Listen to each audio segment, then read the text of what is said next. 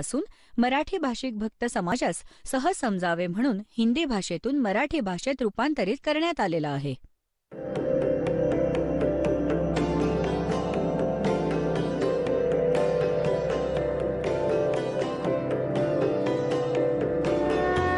और ज्ञान सब ज्ञानडी कबीर ज्ञान सो ज्ञान और जैसे घोड़ा तोब कायम करता चले मैदान. जगद्गुरु तत्वदर्शी संत रामपालजी महाराजांचे अमृत वचन सर्व पवित्र धर्मांच्या व पवित्र शास्त्रांच्या आधारावर. तर त्या सर्वांचा पालक परमात्मा पूर्ण ब्रह्म सत्पुरुष कबीर साहेब आहेत. आता येथे काही अज्ञानी लोक अशी धारणा पसरवतात की रामपाल 15व्या अध्यायाच्या 18व्या श्लोकाबद्दल काहीच बोलत नाही. हे आपल्या अभ्यासक्रमाच्या बाहेरचं आहे, जे विषय दास घेऊन चालतात. परंतु आज मी तुम्हाला हे सांगणार आहे. याचा अर्थ हा आहे की हे आपण वाचून बघूयात. या 18व्या अध्यायात गीता करता आपल्याला काय सांगतो. कारण मी नाशवान जडवर्गापासून सर्वतः वेगळा आहे आणि अविनाशी जीवात्मापेक्षा उत्तम आहे. यासाठीच लोकांमध्ये आणि वेदांमध्ये पुरुषोत्तम या नावाने प्रसिद्ध आहे. आता इथे त्यांनी काय स्पष्ट केलंय ते आपण बघूया. यस्मात् क्षरम अतीत अहम अक्षरात अपीच उत्तम अतः अस्मी लोके वेदेच प्रथित पुरुषोत्तम. याचा सरळ साधा अर्थ असा आहे की माझ्या अंतर्गत 21 ब्रह्मांडात जितके प्राणी आहेत, भले ते ब्रह्मा विष्णू महेश असोत किंवा दुर्गा असो, यांच्या मी पलीकडे आहे. यांच्यापेक्षा मी बलवान आहे, शक्तिशाली आहे. आणि ज्या कारणामुळे मी लोकवेदांच्या आधारे, लोकवेद म्हणजे दंतकथा, ऐकलेल्या ऐकवलेल्या ज्ञानाच्या आधारे तयार झालेल्या कथा, लोकवेदांच्या आधारे मी पुरुषोत्तम म्हणून विख्यात आहे. कारण माझ्या अंतर्गत जेवढे आहेत त्यांच्यापेक्षा बलवान मी आहे. म्हणूनच मी पुरुषोत्तम म्हणून विख्यात आहे. कारण वास्तवात मात्र पुरुषोत्तम कोण आहे हे 17व्या अध्यायात सांगितलंय. उत्तम पुरुष तू अन्य परमात्मा इति उदाहरित य लोकत्रयम आविश्य बिभर्ती अव्यह ईश्वरः. अविनाशी कोण आहे तर तो आहे अविनाशी. गीता अध्याय नंबर 7 मधील श्लोक नंबर 29 मध्ये आता बघूयात. जरा मरण मोक्षाय 7वा अध्याय गीतेमधील. आता इथे पुढे 29 वरती लिहिलेलं आहे, जरा मरण मोक्षाय. जरा म्हणजे वृद्धावस्था आणि मृत्यूपासून सुटका होण्यासाठी माझ्या आश्रयाला येतात. माम आश्रित्य जो प्रयत्नशील आहे ते म्हणजे ब्रह्म. तत् विदुः म्हणजे जे तत् ब्रह्मला जाणतात. कृत्स्रम अध्यातम कर्मच अखिलम सर्व कर्माने परिचित आहे. तीच व्यक्ती वृद्धावस्था आणि मृत्यू यापासून मुक्त होण्याचा प्रयत्न करते. आता हा अनुवाद वाचूयात. जो मला शरण येऊन आश्रित होऊन जरा आणि मृत्यूपासून, जरा म्हणजे वृद्धावस्था आणि मुक्त होण्यासाठी ते प्रयत्न करतात ते लोक, त्या ब्रह्मला, तत् म्हणजे तत् ब्रह्म, तत् ब्रह्म त्या ब्रह्मला संपूर्ण अध्यात्मास आणि संपूर्ण कर्मास जाणतात. यानंतर इथे 8वा अध्याय सुरू होतो. यात अर्जुन विचारतो, किम तत् ब्रह्म, हे ब्रह्म काय आहे. ज्यास जाणण्यासाठी सर्व लोक वृद्धावस्था आणि मृत्यूपासून मुक्ती मिळवण्यासाठी प्रयत्नशील आहेत ते ब्रह्म कोणते. किम अध्यातम किम करम पुरुषोत्तम. आता बघा, किम तत् ब्रह्म किम अध्यातम किम कर्म पुरुषोत्तम अधिभूतम च किम प्रोक्तम अधिदैवम किम उच्यते. 8व्या अध्यायातील प्रथम श्लोकात विचारलेल्या प्रश्नाचे उत्तर गीतेचा ज्ञानदाता 8व्या अध्यायातील 3ऱ्या श्लोकात देत आहे. हे पहा, हा 3रा मंत्र आहे. अक्षरम ब्रह्म परमम. तो परम अक्षर ब्रह्म आहे. तो परम अक्षर ब्रह्म आहे. परम अक्षर ब्रह्म म्हणजे तो 3ऱ्या नंबरचा ईश्वर आहे. एक आहे क्षरपुरुष, एक अक्षर पुरुष आणि उत्तम पुरुष आहे तो परम अक्षर ब्रह्म.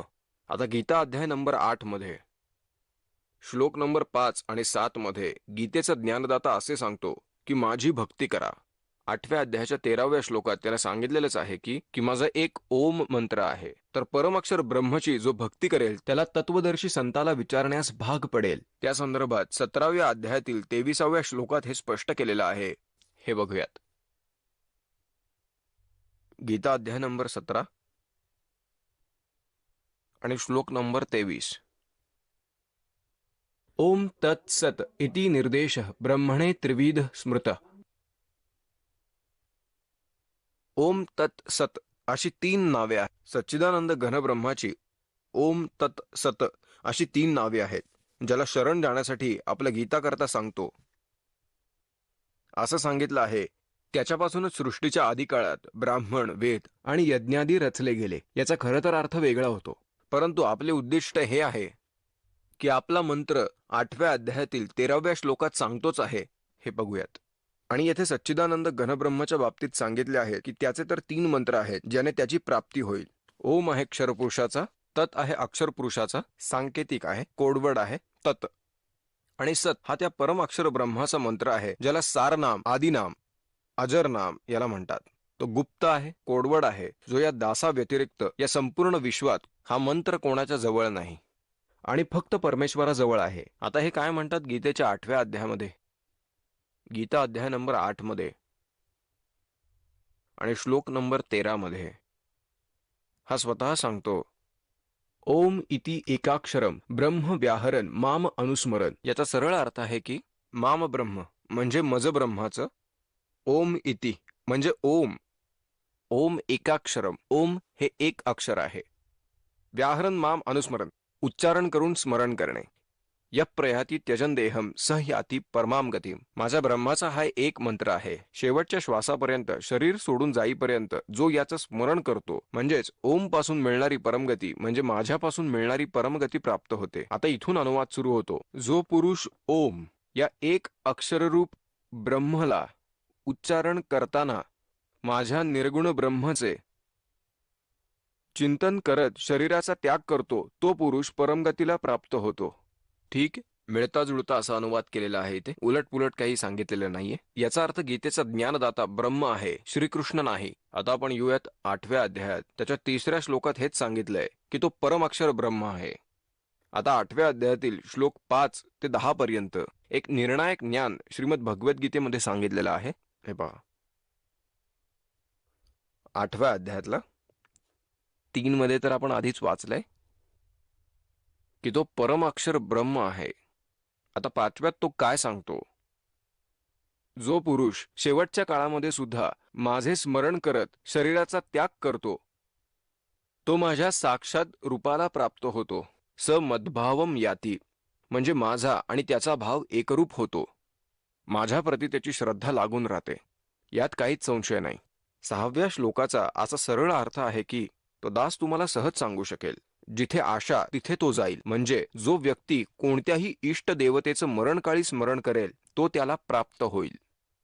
त्यातच त्याचा भाव राहतो. 6व्याचा हा अर्थ आहे, हे कुंतीपुत्र, शेवटच्या काळात ज्या ज्या भावाचे स्मरण करून शरीराचा त्याग करतो तो त्यालाच प्राप्त होतो आणि तो कायम त्याच्यामध्ये भावित राहतो. अगदी बरोबर. आता संपूर्ण आयुष्य ज्यांना इष्ट समजून पूजलं तर त्यात भावही राहील आणि तो त्यांनाच प्राप्त होईल. आता इथे 7व्या श्लोकामध्ये तो असं सांगतोय की तू माझं भजन देखील कर आणि युद्ध देखील कर. काहीच काळजी करू नको, तू मलाच प्राप्त होशील. हे बघा, 8व्या अध्यायातला 6वा श्लोक वाचला. आता 7वा बघूयात. म्हणूनच अर्जुन, तू कायम माझे स्मरण कर आणि युद्धही कर. म्हणजे युद्धही कर. काम करता करता माझं स्मरणही झालं पाहिजे. सर्व सद्ग्रंथ हेच प्रमाणित करतात. आणि माझ्यामध्ये अर्पण केलेले मन आणि बुद्धीने युक्त होऊन तू निसंशय मलाच प्राप्त होशील. 8व्या अध्यायातील 7व्या श्लोकापर्यंत तर याने स्वतःबद्दल सांगितले. आता त्यांनी हे सांगितलंय की सच्चिदानंद घनब्रह्मांची भक्ती केल्यास काय होईल ते मी जाणत नाही. आता हे बघा, गीता ज्ञानदाता आपल्यापासून वेगळे होऊन कुणाला शरण जायला सांगत आहे.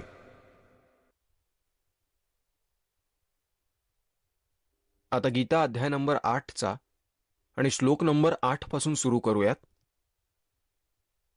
परमं पुरुषं दिव्यं अभ्यास योग युक्तेन चेतसा ना अन्यगामिना परमं पुरुषम दिव्यम, दिव्य परमपुरुष म्हणजे परम अक्षर ब्रह्म, याती पार्थ अनुचिंतयन, त्याच्या स्मरणाने ते त्याला प्राप्त होतात. यांचा अनुवादही बऱ्यापैकी बरोबर आहे. 8व्या अध्यायातला 8वा श्लोक. हे पार्थ, हा नियम आहे की परमेश्वराच्या गीतेच्या ज्ञानदातापेक्षा भिन्न आहे तो. अभ्यास योग युक्तेन म्हणजे जो मंत्र तत्वज्ञानी संत सांगेल 3 नावे असलेला ओम तत् सत. ओम तर सरळ क्षरपुरुष ब्रह्मचा आहे. तत् आणि सत हे सांकेतिक आहेत. ओम आणि तत् ही 2 अक्षरं मिळून सतनाम बनते. तो तत् सांकेतिक आहे, जो ज्याला प्राप्त झाला आहे त्याला पूर्ण माहिती आहे. आणि सत हे आदिनाम आहे, हा वेगळा मंत्र आहे. ज्यांना सारनाम प्राप्त आहे त्यांना हे व्यवस्थित माहिती आहे. तर इथे हे स्पष्टपणे सांगतात की त्या मंत्राच्या अभ्यासाने योग आणि ध्यानाचा तर इथे काही संबंधच नाही. हे तर हठयोगाला ध्यान मानतात. याचा संस्कृत मूळ पाठ काय म्हणतोय ते आपण पाहूयात. अभ्यास योग युक्तेन, ध्यान नाही. अभ्यास म्हणजे त्या नामाच्या स्मरणाने, युक्तीने म्हणजे लगनपूर्वक, दुसरीकडे न जाणाऱ्या चित्ताने, म्हणजे फक्त त्याने केवळ तीच भक्ती करावी, निश्चित रूपाने. अनुचिंतनयन, निरंतर चिंतन करणारा मनुष्य. परमं दिव्यम पुरुषम याती, परम पुरुष, परम दिव्य पुरुष म्हणजे त्या परमदिव्य परमेश्वराला प्राप्त होतो. गीतेच्या ज्ञानदातापेक्षा भिन्न आहे तो परम अक्षर ब्रह्म. आणि तो सच्चिदानंद घनब्रह्म, ज्याचा 3 मंत्राचा जप आहे, त्याला शरण जाण्यास गीता ज्ञानदाता सांगतो. हे आपले धर्मगुरू आजपर्यंत असा अर्थ लावत होते की श्रीकृष्ण स्वतःबद्दल सांगतो आहे, तो अजून कोणाबद्दल सांगणार, दुसरा कोणी परमेश्वरच नाही. ही होती बालसुलभ व्याख्या. ज्यांना सद्ग्रंथामधील काहीच माहिती नाही आणि हे धर्मगुरू आणि आचार्य शंकराचार्य पदावर विराजमान झालेत. यांनी तर आपल्या जीवनाचा नाश करून घेतलाय आणि आपल्याला देखील फसवलंय. तर पुण्यात्मांनो, आता वेळ आहे. समझा है तो सिर दर पाऊं और नहीं रह सदाओ. आता पुढे बघा. 8व्या अध्यायातील 9वा श्लोक आपण परत वाचूयात. 9व्यात इथे परत परमात्म्याचे नाव सुद्धा लिहिलेले आहे, पण हा विषय काही दुसराच होईल. आता हे बघा. जो पुरुष सर्वज्ञ, इथे कबीरदेव असं म्हणायला पाहिजे होतं, सर्वज्ञ, अनादी म्हणजे सगळ्याचे नियंत्रण करणारे, सूक्ष्मापेक्षा सूक्ष्म असे सर्वांचे पालन पोषण करणारे, अचिंत्य स्वरूप आणि सूर्याच्या प्रकाशासमान तेजस्वी असणारे. आता हे बघा, हे निराकार सांगतायत भगवंतांना. आता इथे असं लिहिलंय की भगवान सूर्यासमान आहेत. सूर्य काय आता निराकार आहे? त्यामुळेच परमात्मा स्वप्रकाशित आहे. सूर्यासदृश्य नित्यचेतन प्रकाशरूप, अज्ञानापासून पलीकडचे, अत्यंत शुद्ध असे सच्चिदानंद घनब्रह्मांचे स्मरण करतात. 9वा झाला. आता 10वा वाचूयात. तो आहे भक्तियुक्त पुरुष, म्हणजे परमात्म्याची भक्ती करणारा. योग बलाने म्हणजेच भक्तीच्या साधनेच्या बळाने, त्याच्या शक्तीने भ्रुकुटीमध्ये मध्यभागी प्राण चांगल्या प्रकारे स्थापन करतो. निश्चल मनाने स्मरण करत असताना त्याला, तम म्हणजे त्याला, अज्ञानरूपी अंधकारात लपलेल्या त्या परमात्म्याला, दिव्यम परमं पुरुषम, परम अक्षर ब्रह्मला म्हणजे अशा दिव्य परमपुरुषाला, जो गीता ज्ञानदाताहून वेगळा आहे, त्याला प्राप्त होतो. आलं लक्षात? समजलं? आता हा गीता ज्ञानदाता कोणाला शरण जायला सांगत आहे? आता गीता अध्याय 18 मधील श्लोक क्रमांक 62 मध्ये सांगितलेले आहे की अर्जुन, तू संपूर्ण भक्तिपूर्वक त्या परमेश्वराला शरण जा. हे बघा, हा गीतेतील अध्याय 18 मधील श्लोक क्रमांक 62. हा 62वा आहे. हे भारत, असे गीता ज्ञानदाता म्हणतो, तू सर्वतः त्या परमेश्वराच्या शरण जा. त्या परमात्म्याच्या कृपादृष्टीमुळेच तू परम शांतीला आणि सनातन परमधामाला प्राप्त होशील. सनातन म्हणजे शाश्वत स्थान, जे कधी नष्ट होणार नाही असे स्थान तुला प्राप्त होईल, जे 15व्या अध्यायातील 4थ्या श्लोकात म्हटले आहे की तत्वदर्शी संताची प्राप्ती झाल्यावर परमेश्वराच्या त्या परमपदाचा शोध घेतला पाहिजे, जिथे पोहोचल्यावर साधक कधीच परतून येत नाही आणि त्यांना तिथे पूर्ण मोक्ष मिळतो. तर तो इथे सांगत आहे त्याला शरण जा. गीता ज्ञानदाता आपल्यापेक्षा वेगळ्या असणाऱ्या परमेश्वराला शरण जायला सांगत आहे, असं सांगत आहे.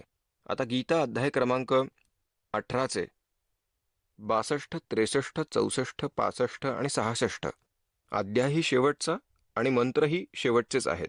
पुढे तर काही अजून वर्णन आहे. अज्ञानाच्या संदर्भात एवढेच मंत्र आहेत. यातून काय निष्कर्ष काढला की अर्जुन 18व्या अध्यायातील 62व्या श्लोकात म्हणत आहेत की तू सर्व भावाने त्या परमेश्वराला शरण जा आणि त्याच्या कृपेने तुला परमशांती मिळेल, असे स्थान मिळेल जिथे गेल्यावर कोणी परत येत नाही. आणि आपली अवस्था सांगितली की मला शरण राहिलास तर ओम मंत्र आहे, युद्धही करावे लागेल आणि तुला मी प्राप्त होईल आणि जन्ममृत्यू तुझाही राहील माझाही राहील, शाश्वत स्थान मिळणार नाही. आणि तो मोक्ष होऊ शकत नाही जिथे गेल्यावर संसारात परत फिरून येता येत नाही. आणि जिथे युद्ध तिथे शांती कुठली, खूपच कहर माजेल. तो तर म्हणत आहे की जर माझ्या शरणी राहायचे असेल तर युद्ध तर करावेच लागेल. आता 18व्या अध्यायातील 63व्या श्लोकात म्हणत आहे की अर्जुन, मला जे सांगायचे होते ते मी तुला सांगितले, गुप्ताहून गुप्त असे ज्ञान तुला सांगितले. आता तुझी इच्छा, तुझं मन मानेल ते कर. माझ्या शरणी यायचं असेल तर घे हत्यार, हो रागेट आणि लढ. त्याच्या शरणी जायचे असेल तर त्या तत्वदर्शी संताचा शोध घे, त्याला शरण जा. आता बघा, श्रीमद भगवद्गीता अध्याय क्रमांक 18 63 मध्ये म्हटले आहे की अशा प्रकारे इति गुह्यात गुह्यत्रम, अशा प्रकारचे गोपनीयहून अधिक गोपनीय असे गीतारूपी ज्ञान जे गुपिताहून गुपित आहे हे मी तुला सांगितले. ठीक आहे. आता या रहस्यमय ज्ञानाचा तू चांगल्या प्रकारे विचार कर आणि जसे हवे तसे कर. ठीक आहे. आता याने स्पष्ट केले की मला जे सांगायचे होते गीता ज्ञानात ते मी सांगितले. आता तुझी मर्जी की गुपिताहून गुपित ज्ञान मी तुला दिले. आता पुढे 64व्या श्लोकात पुन्हा म्हणत आहेत की अजून एक गुपित तुला सांगतो, एकदम गुप्त. काय तर माझाही पूज्यदेव तोच आहे ज्याच्या विषयी मी सांगतोय, ज्याला शरण जायला मी तुला सांगत आहे. आणि तो कोण आहे? हम सुल्तानी नानक तारे दादू को उपदेश दिया, जात जुलाहा भेद न पाया वो का सीमा है कबीर हुआ. परमात्माने काय सांगितले होते गोरखनाथांना की अवधू अवगत से हे चल आया, मेरा कोई भेद मरम ना पाया. मात पिता मेरे कोई नहीं, ना मेरे घर दासी, मैं जुल्ले का सुत आन कहाया, जगत करे मेरी हासी. ना मेरा जन्म न गर्भ बसेरा, बालक बन दिखलाया, काशी नगर जल बिच डेरा, तहां जुलाहे न पाया. पुढे म्हणतात अधर गगन गुफा में ताव निज वस्तु सारा, तेरा ज्योत स्वरूपी अलख निरंजन, वो जपता नाम हमारा. होय होय. ते म्हणत आहेत की हे ज्योत स्वरूपी निरंजन ब्रह्म आहेत, हेही माझे ध्यान धरत आहेत, हे पण माझी पूजा करतात आणि इथे ते स्वीकार करत आहेत. हे बघा 18व्या अध्यायातील 64व्या श्लोकात ते काय म्हणत आहेत? सर्व गुह्यतमम भूय शृणु मे परमम वच, माझे हे गुप्ताहून अधिक गुप्त वचन ऐक. इष्ट असी मे दृढम इति, हे अगदी पक्के आहे की ज्याला शरण जायला सांगत आहे तो माझा इष्ट देव आहे, ते माझे पूज्य भगवान आहेत. मी तुझ्याच हिताचे सांगतो आहे, ते माझे पूज्य देव आहेत, त्यांनाच शरण जा. इष्ट म्हणजे प्रिय. हा काय अनुवाद झाला त्यांचा?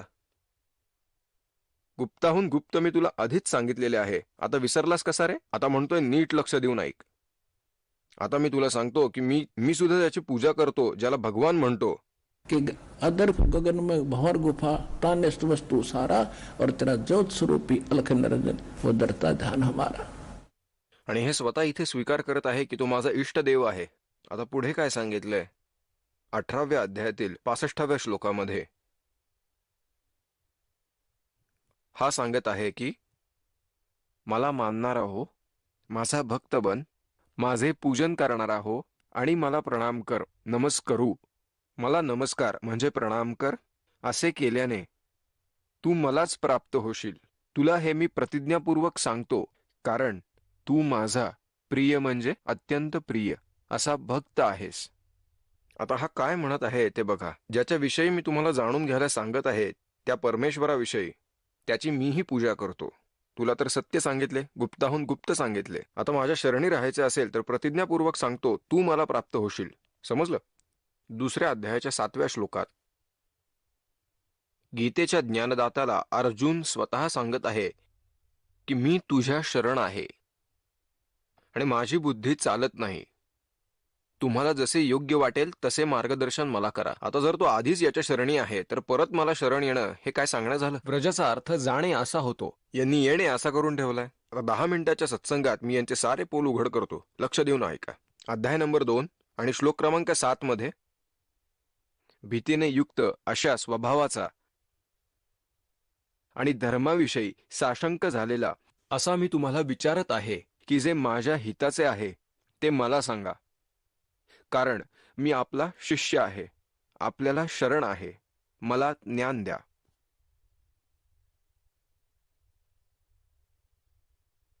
झालं?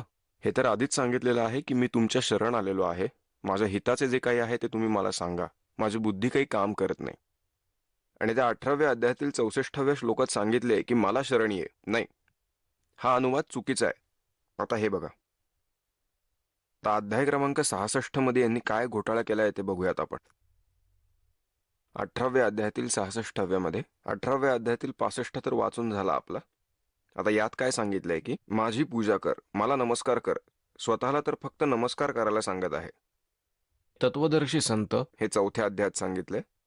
जे तत्वदर्शी संत होते 34व्या श्लोकात ते सांगत आहेत की त्याला दंडवत प्रणाम कर. आता हे बघा अध्याय 4 मधला. आता यातूनच फरक लक्षात येईल तुम्हाला, शक्ती आणि ताकद मधला आणि सत्यातला. 4थ्या अध्यायातील 34व्या श्लोकात असे म्हटले आहे की त्या तत्वज्ञानाला तू त्या तत्वज्ञानी संताकडे जाऊन समजून घे. त्यांना मनोभावे दंडवत प्रणाम केल्याने, त्यांची सेवा केल्याने आणि कपट सोडून आणि अत्यंत सरळ प्रश्न केल्याने तो परमतत्वाला चांगल्या प्रकारे जाणणारा ज्ञानी महात्मा तत्वज्ञानाचा उपदेश करेल. इथे तर म्हणतायत की त्यांना दंडवत प्रणाम करायचा असतो. दंडवत प्रणाम. आणि तो स्वतःला सांगतोय की मला नमस्कार कर आणि माझा भक्त बन, मलाच प्राप्त होशील. हे तर आपल्याला समजलं की ज्याची भक्ती करू त्याला तर प्राप्त होणारच. हे सांगत आहे की मी प्रतिज्ञापूर्वक सांगतो की तुम्हाला प्राप्त होशील. जसा तांबासा होई, मन कर्म वचन सुवर्यस होई. सूक्ष्म ज्ञान सांगत आहे. हे बघा 18व्या अध्यायातील 65व्या श्लोकात याने म्हटले आहे, हे बघा की जर मला शरण राहायचे असेल तर तू काळजी करू नकोस. मी प्रतिज्ञा करतो, शतप्रतिज्ञा करतो की तू मलाच प्राप्त होशील. मला मानणारा बन, माझी पूजा करणारा बन, मला प्रणाम कर. असे केल्याने तू मला प्राप्त करशील अशी मी शतप्रतिज्ञा करतो. ज्याची आशा ठेवून भक्ती करशील तेच प्राप्त होईल. मनात आशा ठेवून जो भक्ती करेल तो तिथेच प्राप्त होईल. आता 18व्या अध्यायातील 66व्या श्लोकात हे सांगितलेलं आहे की जर तुला मला शरण राहायचे असेल तर घे हत्यार, हत्यार घेऊन सज्ज हो. मृत्यू तुझाही होईल, माझाही होईल.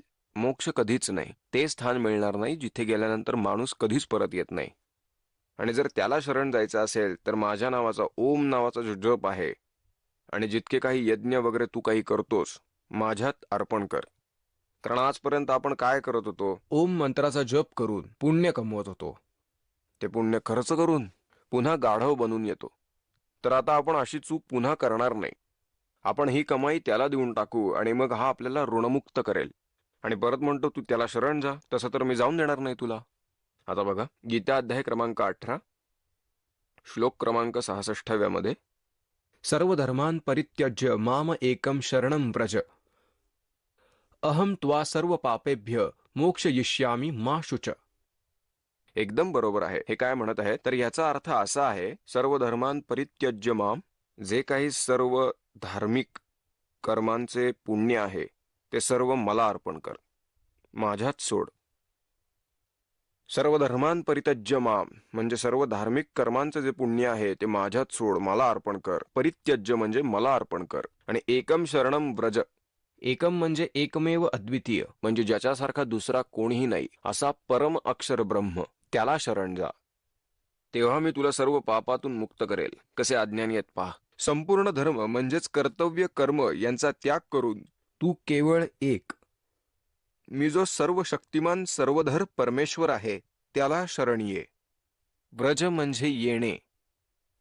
अरे वा रे देवतांनो, गो म्हणजे जाणे आणि हे गो म्हणजे येणे असा अर्थ मानत आहेत. गो म्हणजे जाणे असतं, व्रज म्हणजे जा. आणि मी तुला सर्व पापातून मुक्त करतो, काळजी करू नकोस. आता यांचं दाखवतो. हे अज्ञानी लोक व्रज म्हणजे ये असे सगळेच म्हणत आहेत. अरे या आमच्या धर्मगुरूंपेक्षा चांगले तर हे बघा. 7वी कक्षेच्या पाठ्यपुस्तकात एक प्रसंग दिलाय, त्यात व्रज नावाचा शब्द आहे. हे बघा, हे पहिले दाखवतो तुम्हाला, जे मला एका काल भक्ताने आणून दिले. हे आहे 7वी इयत्तेचे पुस्तक.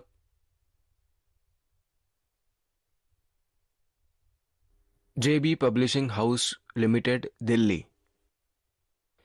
हे आहेत लेखक आणि संपादक Pandit Deepak Sharma, PhD, doctor Shrikant Chaturvedi, PhD. आता याच्या 57व्या पानावरती तुम्हाला दाखवतो. हे आहे, हे पान क्रमांक 56 आहे. हे बघा 56. आता इथे एक प्रसंग चालू आहे, इथे मुलांना शिकवले जात आहे. हे संस्कृत आहे. हे पुत्र एकाकी मा व्रज. याचा अर्थ असा आहे, हे मुला तू एकटा जाऊ नकोस. हे पुत्र एकाकी मा व्रज, एकटा जाऊ नकोस असा अनुवाद केला इथे. व्रज म्हणजे जा, जाणे, गो. एकदम बरोबर आहे. या धर्मगुरूंपेक्षा तर हे नक्कीच चांगले आहे. त्यांनी हे लिहिलंय ते. आता तुम्हाला दाखवतो एक शब्दकोश. आता यात काय लिहिलंय? हा शब्दकोश संस्कृत हिंदी कोश आहे. हे सर्व काही वामन शिवराम आपटे यांनी लिहिलेलं आहे आणि हे इथून छापलेले आहे. आता तुम्हाला दाखवतो याच्या 993व्या पानावरती 993 या इथे व्रज शब्द आहे. व्रज, इथे व्रज शब्द आहे.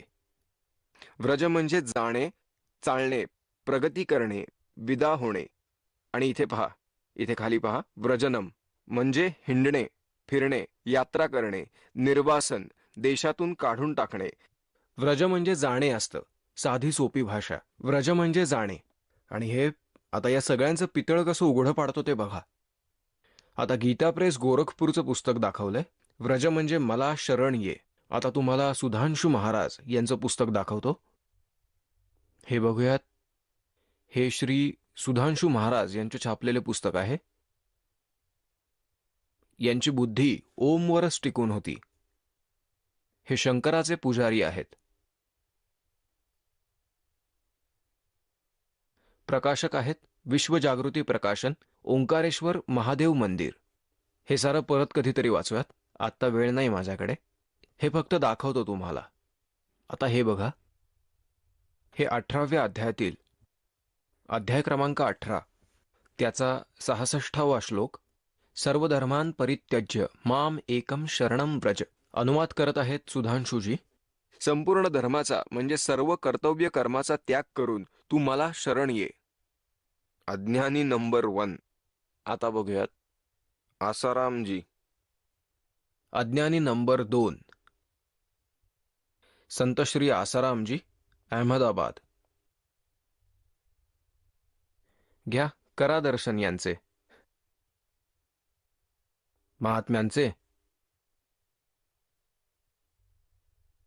आता बघा, अध्याय नंबर 18. हा 18वा अध्याय आणि हा 66वा श्लोक. सर्व धर्मान परित्यज्य माम एकम शरणम व्रज. संपूर्ण धर्माचा म्हणजे सर्व कर्तव्य कर्माचा त्याग करून तू केवळ मला सर्व शक्तिमान सर्वधर परमेश्वराला शरण ये. आसाराम या. अज्ञानी नंबर 2. आता दाखवतो तुम्हाला. हे बघा, हे हंसादेशवाले श्री सतपाल व यांचे बंधू बालयोगेश्वर यांची ही भगवद्गीता. श्रीमद भगवद्गीता. अनुवादक आहेत ब्रह्मलीन महात्मा सत्यानंद, सर्वज्ञानंद इत्यादी इत्यादी. प्रकाशक आहेत मानव उत्थान सेवा समिती, 212 पंजाबी बाग, नवी दिल्ली इथून प्रकाशित झालेली आहे. आणि आता इथे मागे बघा, या सतपाल महाराजांचं दर्शन करूयात. आता यांनी काय अनुवाद केलाय हे बघूयात. यांनी फारच खराब काम करून ठेवलेलं आहे. हे बघा, हा आहे 18वा अष्टोदशाध्याय म्हणजे 18वा अध्याय.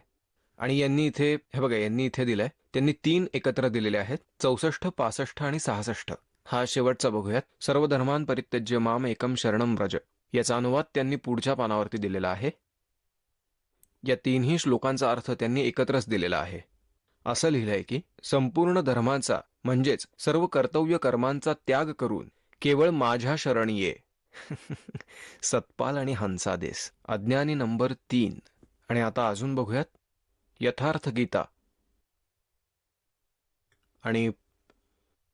आणि अनेक वर्षांच्या या काळात श्रीमद भगवद्गीतेची शाश्वत व्याख्या केलेली आहे अडगडानंदजी महाराज यांनी. श्रीमद भगवद्गीता यथार्थ गीता मानव धर्मशास्त्र. व्याख्याकार आहेत परमपूज्य श्री परमहंस महाराज यांचा कृपा प्रसाद स्वामी श्री अडगडानंदजी, श्री परमहंस आश्रम, ग्रामपत्रालय शक्तेशगड, जिल्हा मिर्जापूर, उत्तर प्रदेश, भारत. आणि हा फोन नंबर आहे.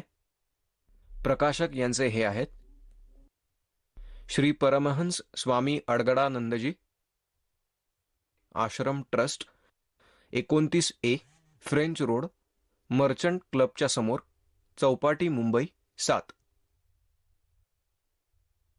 आता हे बघा, हे महाराज किती तपश्चर्या करतायत, लांबूनच बघा.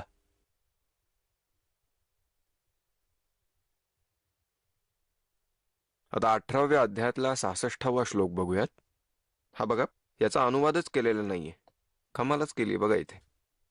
याने तर असं म्हटलंय की संपूर्ण धर्माचा त्याग करून, म्हणजे मी ब्राह्मण श्रेणीचा आहे की क्षुद्र आहे, क्षत्रिय आहे की वैश्य आहे, हा विचार सोडून देऊन केवळ मला शरण ये,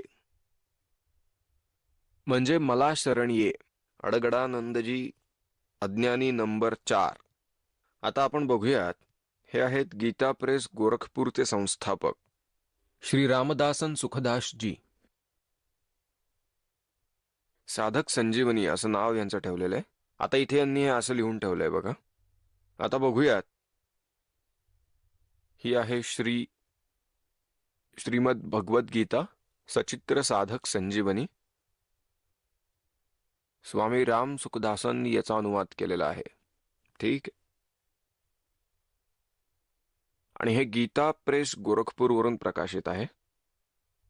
आता यात तुम्हाला दाखवतो 18व्या अध्यायात 66व्या श्लोकामध्ये, 18व्या अध्यायातील श्लोक नंबर 66. या 1200व्या पानापासून त्यांनी सुरुवात केली आहे. इथे या 1200व्या पानापासून त्यांनी घोटाळ्याला सुरुवात केली आहे. 66वा श्लोक. सर्व धर्मान परित्यज्य माम एकम शरणम व्रज. स्वामीजी म्हणत आहेत की सर्व धर्मांचा आश्रय सोडून देऊन केवळ मला शरण ये. बस एवढंच म्हटलेले आहे, पुढे काही करायची आवश्यकता नाही. मला शरण ये. अज्ञानी नंबर 5. आता इथे तर अजूनच कमाल करून ठेवली आहे. इथून 1200 पासून सुरुवात केली आहे या घोटाळ्याला सिद्ध करण्यासाठी, आणि इथे स्वतःचीच व्याख्या करून व्रज म्हणजे येणे करण्यासाठी, आणि माहित नाही काय काय लिहून ठेवलंय अजून ते. आणि 1200 पासून सुरुवात करून, आणि तुम्हाला दाखवतो, आणि 67 इथे सुरू होतोय 1217 पर्यंत. म्हणजे 17-18 पानं आपले अज्ञान दाखवायला आणि अज्ञानी सिद्ध करून टाकायला भरलेले आहेत. 1200 पासून हे बघा, हे 1200वा पान आहे. आणि इथे व्रज हा 66वा श्लोक. आणि या इथे बघा, आता इथून 1219 पर्यंत हे बघा 67वा इथपासून सुरू झालेला आहे आणि इथपर्यंत याचा अनुवाद चालवलेला आहे. हा 67वा श्लोक 1219 पासून सुरुवात होतो. या इथपर्यंत व्रजचा सरळ अर्थ होता की जाणे, आणि यांनी इथे केलाय की येणे. आणि ही बकवास सिद्ध करण्यासाठी, हे अज्ञान सिद्ध करण्यासाठी ही अजून 19 पानं त्यांनी बकवास भरून ठेवलेली आहेत. आणि हे इतके लहान अक्षर आहे की जसे कोणत्या तरी वर्तमानपत्राचे आहे, आणि त्याची 19 पानं भरली आहेत. आणि हे किती मोठं पुस्तक आहे बघा, हे पान बघा. आणि हे इतके मोठे पान आहे, अशी 19 पानं त्यांनी लावून दिली. अरे 2 अक्षरांची तर गोष्ट होती. जी, श्रीमद् भागवत गीता 18 श्लोक 66 में ब्रज शब्द है। इसका अर्थ जाना, प्रस्थान करना है, परंतु सर्व अनुवाद कर्ताओं ने व्रज का अर्थ आना किया है। कृपया इसे स्पष्ट करें। ऐसा है, ब्रज घतौ धातु है, तो ब्रज घतौ धातु के इसमें आता है गति अर्थक है। ये गति के 4 अर्थ होते हैं, गति गमन, गति ज्ञान, गति मोक्ष, गति प्राप्ति। तो यहाँ पर जो गत्यर्थक ब्रज धातु है उसके लोट लकार के मध्यम पुरुष के एक वचन में ब्रज बनता है। तो ब्रज का अर्थ है अवगच्छ, अर्थात मुझको जान। नैनम अविदितो देवो भुनक्ति। ये सिद्धांत है कि जब तक परमात्मा को नहीं जान लेता तब तक परमात्मा उसकी रक्षा नहीं कर सकता, इसलिए तुम उस परमात्मा को जानो। श्रीमद् भगवत गीता अध्याय 18 श्लोक 66 में व्रज शब्द है। इसका अर्थ जाना, प्रस्थान करना है, परंतु सर्व अनुवादकर्ताओं ने व्रज का अर्थ आना किया है। कृपया स्पष्ट करने का प्रयत्न करें। प्रश्न जिन्होंने बनाया है उन्होंने अपने स्तर से बताया कि सभी अनुवाद करने वालों ने ज्ञान के अतिरिक्त अर्थ किया है। ऐसी बात नहीं है। ब्रज का अर्थ अवगच्छ, निश्चिन्न भी होता है, जैसा कि प्रश्नकर्ता ने बताया। तो भगवत पाद शंकराचार्य जैसे मनीषियों ने, धर्म सम्राट स्वामी करपात्री जी महान भाव जैसे मनीषियों ने उसका अर्थ यही किया है कि जैसे जल तरंग अपने को जल रूप समझ ले, घटाकाश अपने आप को महाकाश रूप समझ ले, और जैसे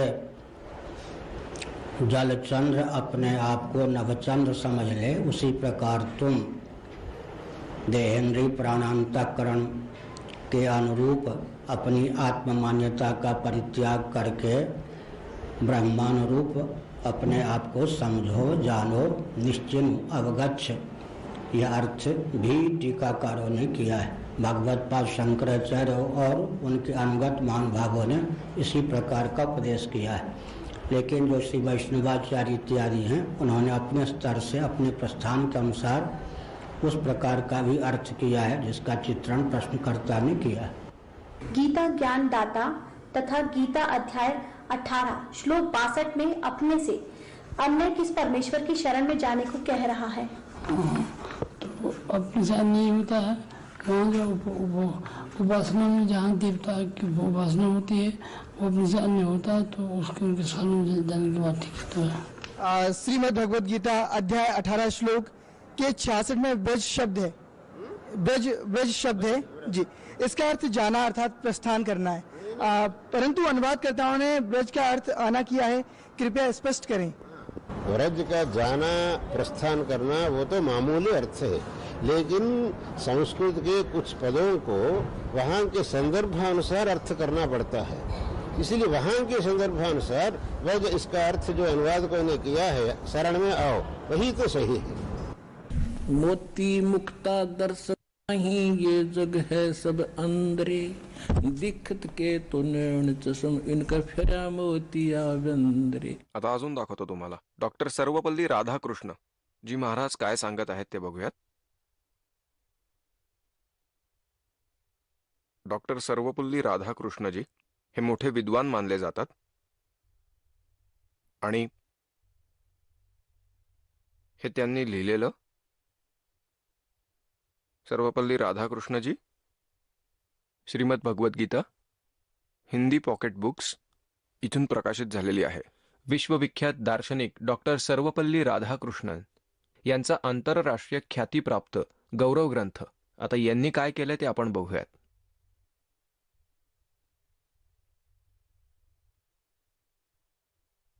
सर्वधर्मान् परित्यज्य माम एकम शरणं व्रज। सर्व कर्तव्य कर्म सोडून तू केवळ माझ्या शरण ये। एक ना भूलना, दो ना भूली, भूली सब संसारी, मेरे साथ दो भाई, मन सब जग भूला पाया। आता बघा, ही श्रीमद भगवद्गीता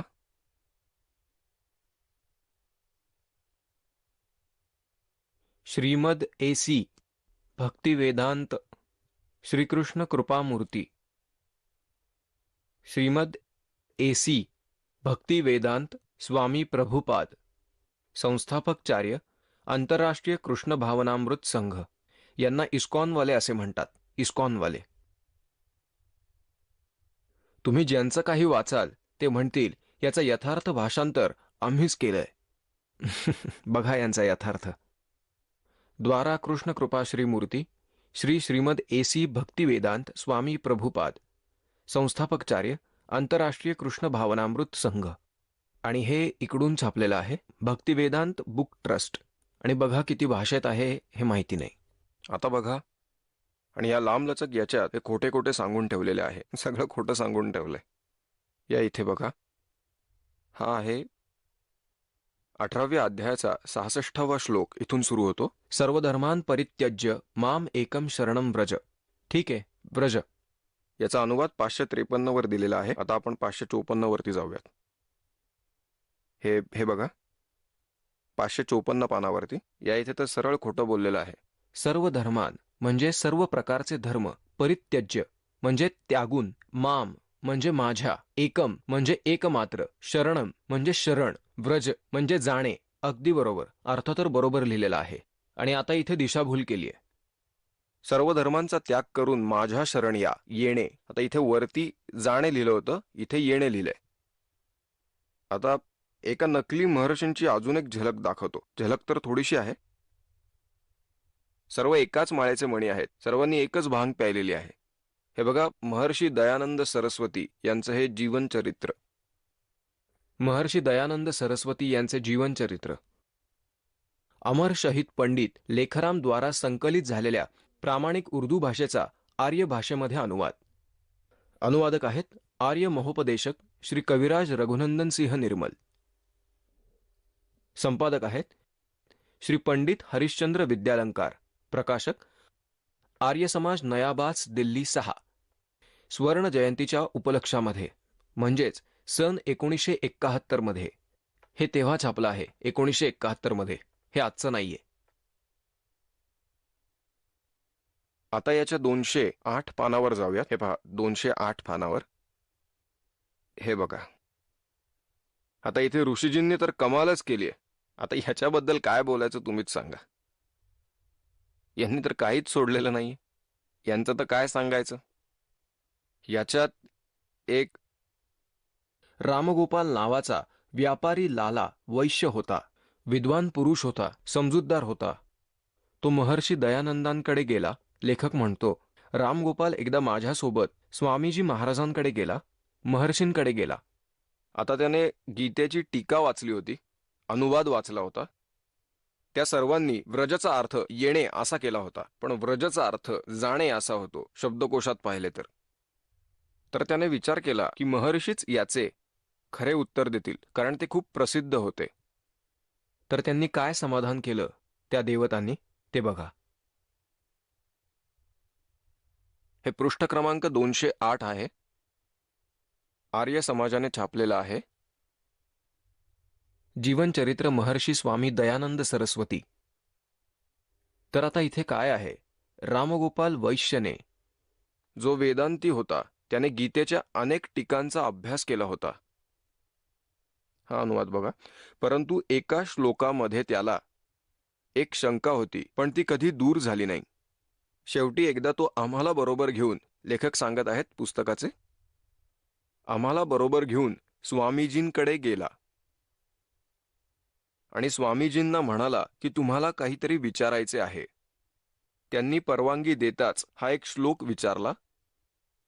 सर्व धर्मान परित्यज्य माम एकम शरणम व्रज. स्वामीजी म्हणाले, शकंधवा दिशू पररूपम वाच्यम.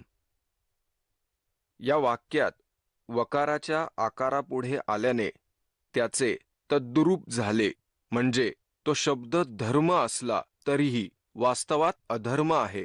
म्हणजेच याचा अर्थ अधर्म असा झाला. ज्या उत्तरामुळे तो खूप प्रसन्न झाला. म्हणजे कोण? रामगोपाल. त्याचे समाधान झाले. त्याचा प्रश्न असा होता की मी खूप सारे अनुवाद ऐकले. प्रत्येक ठिकाणी व्रजचा अर्थ येणे दिलेला आहे. व्रजचा अर्थ जाणे असाच असतो. आता हे काय सांगू, हे परत वाचूयात. आता हा म्हणत आहे, हे तेच आहे सर्व धर्मान् परित्यज्य माम एकम शरणम व्रज. स्वामीजी म्हणाले, शकंधवा दिशू पररूपम वाच्यम. या वाक्यात वकाराच्या आकारापुढे आल्याने त्याचे तद्रूप झाले. म्हणजे तो शब्द धर्म असला तरीही वास्तवात अधर्म आहे. म्हणजेच याचा अर्थ अधर्म असा झाला. ज्या उत्तरामुळे तो खूप प्रसन्न झाला. म्हणजे कोण? राम गोपाल. आणि त्याने परत विचारलं की काहीतरी प्रमाण द्या. आणि मग स्वामीजींनी ऋग्वेदातील 2-3 प्रमाण ऐकवली. याच्यात आकार, मकार, खकार काय आहे? व्रज म्हणजे जाणे, गो म्हणजे जाणे. काय होतं यांच्याकडे? या अशा लोकांनी आपल्याला भ्रमित करून ठेवले होते. निरंजन धन तेरा दरबार, निरंजन धन तेरा दरबार, जहाँ पर तनिक न न्याय विचार, पाखंडी की पूजा जग में संत को कह लबाड़, अज्ञानी को परम विवेकी, ज्ञानी को मूड गंवार, निरंजन धन तेरा दरबार, निरंजन धन तेरा दरबार। कह कबीर सुनो भाई साधो, या सब उल्टा व्यवहार। कह कबीर सुनो भाई साधो, या सब उल्टा व्यवहार। सच्चों को तो ये झूठा बतावे, इन झूठों का एतबार, निरंजन धन तेरा दरबार, निरंजन धन तेरा दरबार। परमात्मा दुखी होऊन बोलत होते, हे काळा, तू तर खूप दुष्ट आहेस आणि या खोट्यांना तर महर्षी बनवून ठेवलंस. आणि परमात्म्यांना सांगत होते की हे खोटे आहे, यांना शास्त्राचे काही ज्ञान नाही, वेदांचे काही ज्ञान नाही. आणि 600 वर्षांपूर्वी भगवंत हीच गोष्ट सांगून गेले होते. हेच सांगितले होते सूक्ष्म वेदांमध्ये. भगवंत स्वतः सांगतात, ज्यात यथार्थ ज्ञान आहे, जे आज या दासाकडे उपलब्ध आहे, या आणि आपले कल्याण करून घ्या. तर मुलांनो, उशीर करू नका. हा दास तुमची वाट बघत आहे, तुमची आतुरतेनं वाट बघत आहेत. जितका तुम्ही उशीर कराल तेवढा पश्चाताप कराल. तर ती वेळ घालवू नका, लवकर या आणि कल्याण करून घ्या.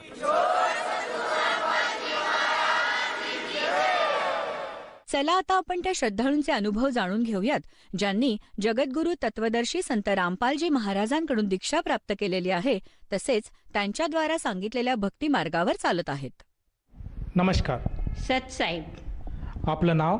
मंगल विष्णू लोणारे. आपण कुठून आलात? नाशिक, नांदुरगाव, महाराष्ट्र. आपला व्यवसाय काय आहे? मी गृहिणी आहे. संत रामपालजी महाराजांची गुरुदीक्षा आपण कधी घेतली? संत रामपालजी महाराजांची गुरुदीक्षा 2012 नोव्हेंबरमध्ये मी घेतलेली. संत रामपालजी महाराजांची नामदीक्षा घेण्या अगोदर आपण व आपला परिवार कोणती भक्ती साधना करत होतात? संत रामपालजी महाराजांची गुरुदीक्षा घेण्याच्या अगोदर आम्ही पारंपरिक जे सण, उत्सव, देवी देवतांची पूजा अर्चा ह्या सगळ्या गोष्टी करत होतो आम्ही. विशेष करून नाशिक जिल्ह्यामध्ये सप्तशृंगी गड आहे, त्या ठिकाणी देवीची मोठी मूर्ती आहे. त्या ठिकाणी आम्ही दरवर्षाला आम्ही त्या ठिकाणी दर्शनाला जात असो. त्यानंतर त्र्यंबकेश्वर येथे शंकराचं मंदिर आहे, त्या ठिकाणी आम्ही त्या ठिकाणी जात असो, दर्शनाला जात असो. नंतर उपास तापास करणे, नवरात्रीचे 9 दिवस उपास धरणे, गणपती 10 दिवस बसवणे, याच यांची पूजा अर्चा करणे. नंतर एकादशी, चतुर्थी, नंतर श्रीरामनवमी आल्यानंतर आपल्या नाशिक भागामध्ये रामाचं मोठं मंदिर आहे, त्या ठिकाणी 2-2 तास रांगेमध्ये उभं राहून त्याचं दर्शन घेणे, ह्या गोष्टी आम्ही करत होतो. जसं आपण सांगत आहात की आपण नाशिकमधून आला आहात आणि नाशिक हे एक तीर्थक्षेत्र म्हणून ओळखलं जातं आणि बरेचसे साधक हे नाशिकला नतमस्तक होण्यासाठी येत असतात. तर आपण संत रामपालजी महाराजांची नामदीक्षा का घेतली? संत रामपालजी महाराजांची नामदीक्षा घेण्यामागे एक कारण आहे. माझे सासरे हे त्र्यंबकला जायचे, दर एकादशीला यायचे. त्यांनी मला नेहमी सांगावं की अगं गुरु करणं खूप महत्त्वाचं आहे, गुरु करणं खूप महत्त्वाचं आहे. यांनी खूप वेळेस मला सांगितलं. त्यानंतर मी शिवरात्रीचा मोठं पर्व ह्या ठिकाणी नाशिकमध्ये साजरं होतं आणि त्या ठिकाणी आसाराम बापूजी त्या ठिकाणी येत होते.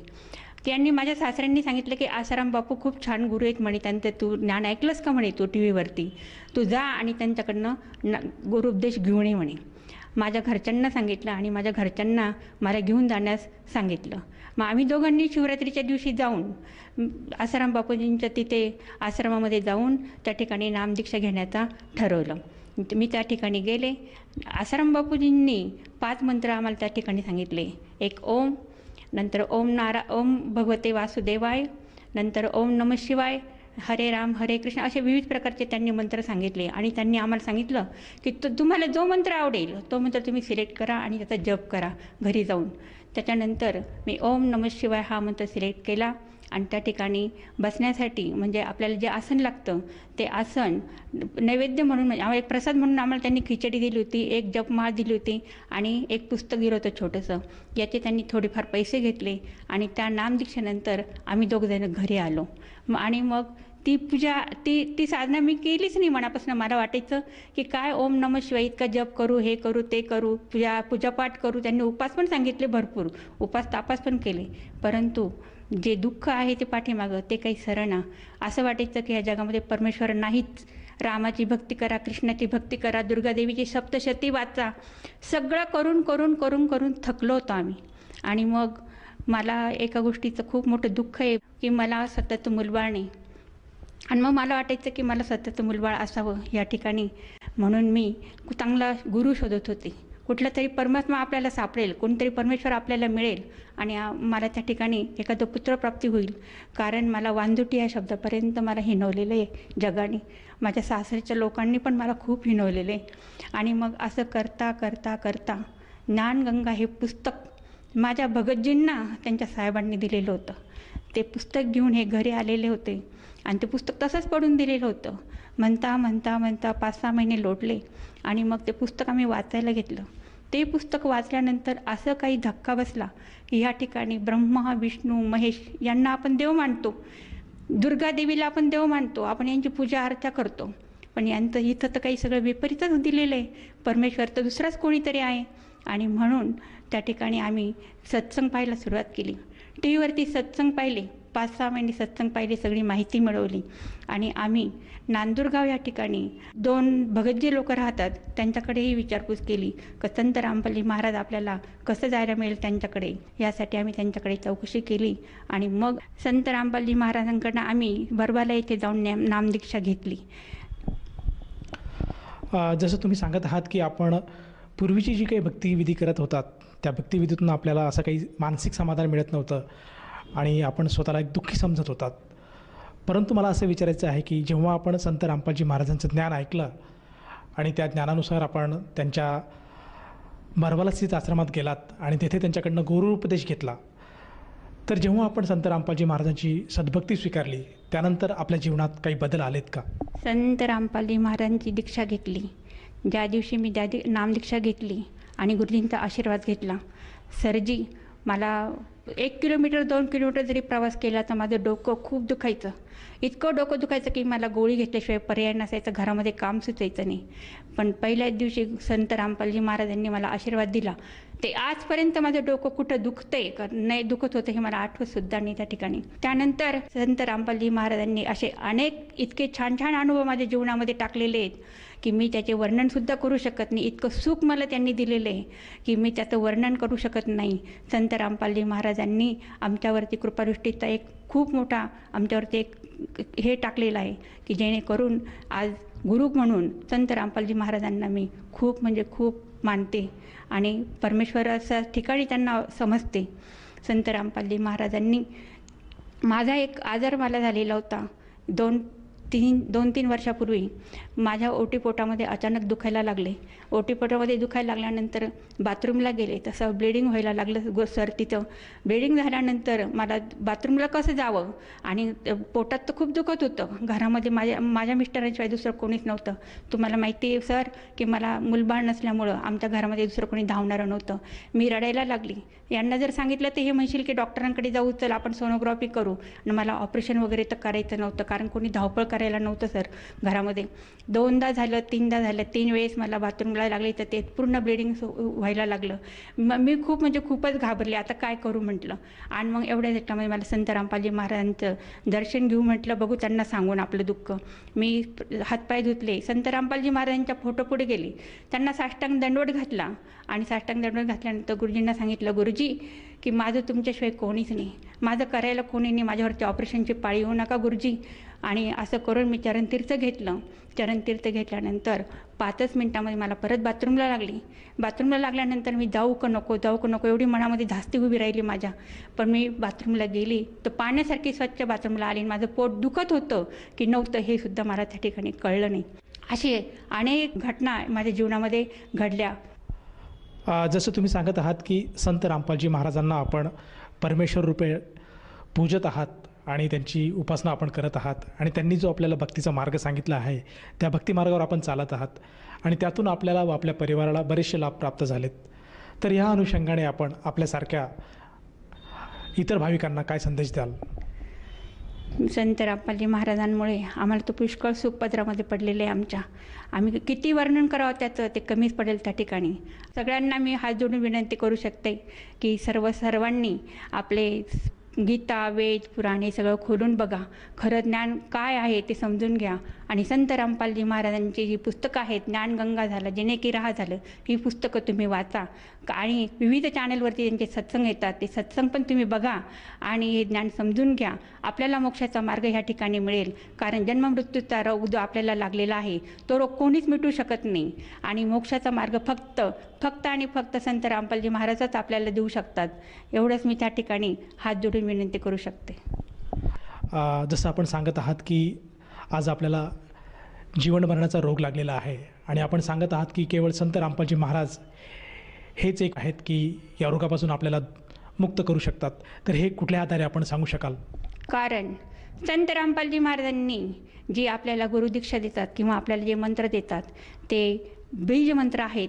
आणि त्या बीज मंत्रापासून आपण सर्व देवी देवतांची भक्ती करू शकतो आणि त्या भक्तीपायी आपल्याला लाभ होऊ शकतो. आणि त्यांनी दिलेली जी भक्ती आहे ती शास्त्र अनुकूल आहे, सर्व शास्त्रांवर आधारित आहेत. सर्व शास्त्र ते आपल्याला प्रमाणित करून दाखवतात आणि ती भक्ती आपल्याला ते देतात. आणि म्हणून त्या ठिकाणी आपल्याला संत रामपालजी महाराजांची गुरुदीक्षा घेणं हे आवश्यक आहे आणि त्यापासून आपल्याला मोक्षाचा मार्गसुद्धा आपल्याला मिळू शकतो. जर कोणा साधकाला असं जाणवत असेल की आपण सुद्धा संत रामपालजी महाराजांची सद्भक्ती स्वीकारावी आणि आपल्या जीवनाचं कल्याण करावं, तर ती व्यक्ती गुरुदीक्षा कशी घेऊ शकेल? संत रामपालजी महाराजांची गुरुदीक्षा घेणं फार सोपं करून ठेवलेलं आहे. आज महाराष्ट्रामध्ये प्रत्येक जिल्ह्यामध्ये नामदान स्थळं उघडलेली आहेत. विविध चॅनलवरती जे सत्संग चालतात त्या ठिकाणी फोन नंबर दिले जातात. त्या फोनवरून तुम्ही जवळच्या नजदीक केंद्रावरती जिल्ह्यामध्ये कॉर्डिनेटरशी संपर्क साधून तुम्ही त्या ठिकाणी नामदान स्थळावर जाऊन नामदान घेऊ शकता. त्या ठिकाणी या नामदीक्षेसाठी किती खर्च येतो? नामदान घेण्यासाठी या ठिकाणी काहीही शुल्क आकारलं जात नाही किंवा कुठलाही पैसा अडका त्या ठिकाणी घेतला जात नाही. आपल्याला देण्यात येणारे भक्तिबोध पुस्तक आणि फोटो हे सर्व आपल्याला त्या ठिकाणी फ्रीमध्ये मिळू शकतं. धन्यवाद सत साहेब.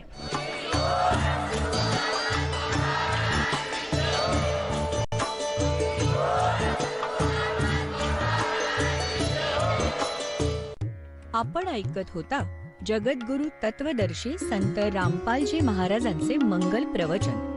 निःशुल्क नामदीक्षा प्राप्त करण्यासाठी आणि अधिक माहितीसाठी संपर्क करा 7030303951 7030303952. आमची वेबसाईट आहे www.jagadgururampalji.org. सर्व पवित्र धर्मांच्या व पवित्र शास्त्रांवर आधारित प्रमाणित अनमोल पुस्तक ज्ञानगंगा किंवा जगण्याचा मार्ग यापैकी कोणतेही एक पुस्तक निःशुल्क मागवण्यासाठी आम्हाला आपले पूर्ण नाव, पूर्ण पत्ता, पिनकोड सहित आणि फोन नंबर लिहून 7030303951 7030303952 नंबरवर SMS करू शकता किंवा आम्हाला 7030303950 नंबरवर व्हॉट्सअप देखील करू शकता.